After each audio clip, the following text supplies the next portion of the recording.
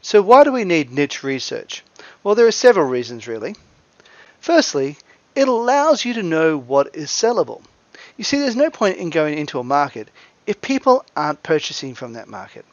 Allow me to give you a really extreme example here.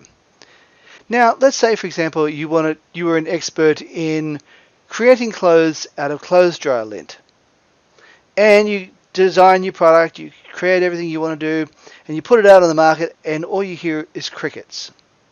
The reason why that happens is because no one wants anything to do with that. No one wants to know how to make clothes out of clothes dryer lint.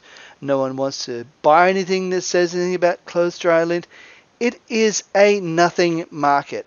Now, why did I use that extreme example? Well, because it was the only one I could think of. Another reason why is because it allows you to narrow down to a specific problem. You see, you are a problem solver. And what happens is when people come to your videos or your course or your ebook, what they're doing is they're coming to you to find out an answer to a specific problem.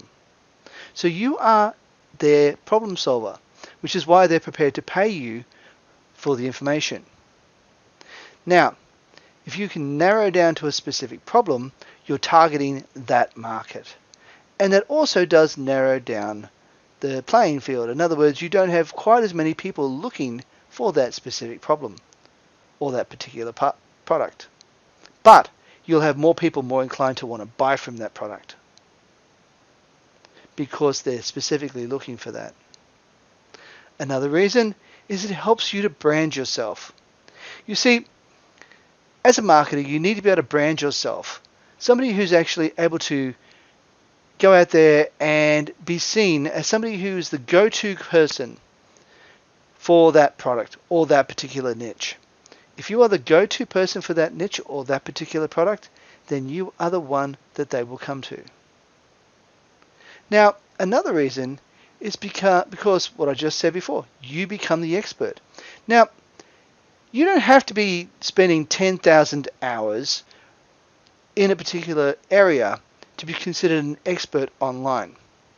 If you can show somebody how to do something and you can show them effectively, then you are that expert.